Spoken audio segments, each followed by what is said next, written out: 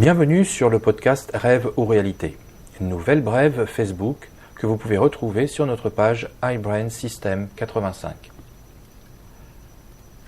Et oui, 1000 à 2000 $ de rançon sont demandés par des pirates pour éviter une sanction RGPD. Les criminels menacent les entreprises d'écoper d'une sanction en cas de vol de données selon le RGPD. Et j'en parlais dans mes premières vidéos dès la fin de 2017, et en expliquant que le RGPD était très utile pour sécuriser les données, qu'il fallait justement profiter de la mise en conformité RGPD comme opportunité et d'éviter de payer une rançon en cas de chantage. Et bien sûr qu'à l'époque, le chantage était surtout fait pour des très grosses entreprises. Avec le RGPD, cela crée une nouvelle opportunité pour les pirates qui vont avoir beaucoup plus de facilité à obtenir des rançons. Alors pourquoi ça se fait si rapidement? Pourquoi les pirates ont réagi au RGPD si rapidement?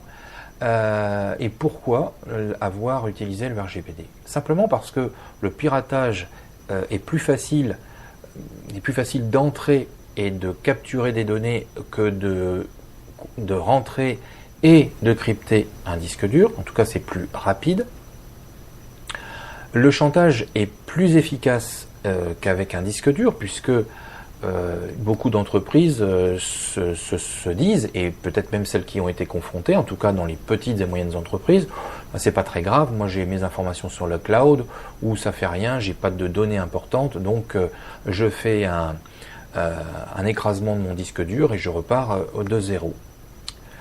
Et puis surtout, la cible est plus nombreuse, les cibles sont plus nombreuses, puisque au lieu de cibler uniquement les très grosses entreprises ou celles qui ont des moyens financiers, il suffit d'aller voir les petites et moyennes structures, les indépendants qui ont toutes 1000 $, enfin qui ont toutes, en tout cas souvent, elles ont au moins entre 500 ou 1000 $ disponibles pour ces données. Et le chantage est beaucoup plus efficace puisque le pirate va donc faire ce chantage de dénoncer l'entreprise ou l'entrepreneur au RGPD, et comme il y a une obligation de chaque responsable de traitement, donc de chaque entrepreneur, à déclarer une intrusion et un piratage dans les 72 heures qui suivent l'intrusion, il y aura très peu de temps pour se retourner, vous aurez très peu de temps pour vous retourner, et donc c'est très facile pour les pirates de jouer sur ce chantage.